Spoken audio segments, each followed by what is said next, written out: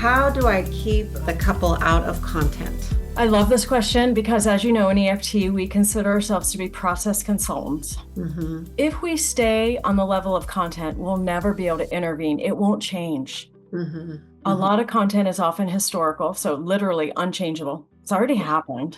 Yeah. And content is where a lot of our clients spend their time talking with each other because that is the grist for their lives. That's the grist for the mill of their lives. So it makes sense.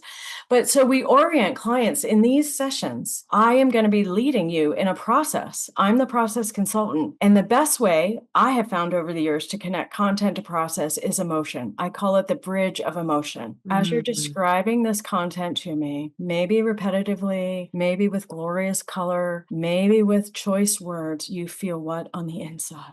Mm-hmm. Because how you're feeling on the inside is much more relevant to me than what you're actually telling me about. Because how you're feeling on the inside is the data your relationship needs. But often people, good people, get it all scrambled up and then they send it in a very scrambled signal and it causes an escalation. Mm-hmm. And then you forget even what you're arguing about, the initial content. Squeeze the toothpaste tube from the bottom or the middle. We don't even know what we were arguing over, but how it left me feeling is the most important thing for your relationship. So I like talking about the bridge of emotion as how I connect content to process. And I'll be transparent about that with clients. And I'll say things like, well, because I need to make sure emotion is the primary part of our conversation, or because emotion matters more than any of this content. Mm-hmm. Because me helping you eventually be able to tell your partner how small you feel when they're critical of you is very different than saying, don't criticize how I squeeze the toothpaste tube. Mm. How do you know, like sometimes the content is relevant Yeah. and sometimes it's almost a defense or it's Mhm. a tangent. It's not the target zone. For me, the content is most relevant when the client has emotional resonance in what they're describing, Okay. which means they're closer to their feelings, even though they're talking about content. Okay. Their Okay. content is evocative, which is exactly what I hope for. Okay. Because once their content is evocative for them and their limbic system is open, then I don't worry that I have a content problem. Mhm. It's when someone's describing the content and they're totally flat and it's very distant. They're not referencing at all how they might be feeling. I They see. might not be referencing how anyone is feeling. They might only be able to tell me their behaviors, like what I did then, and then I did this, and then they did that. That's when I know, like, oh, I need the bridge of emotion because I've got to close the gap between what they're describing, the content, and how they're feeling about it. So you'll give kind of a rationale for how you steer away from content at like the first session, like at the beginning when you're describing how you work. Hmm. Talk a little bit about how you'll interrupt content Yeah. and here's why.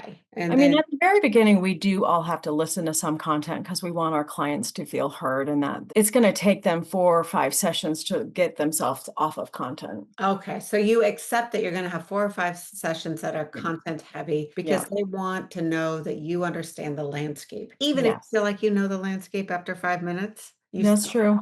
It's okay. true. They need to be heard. They need to feel like I'm listening to them.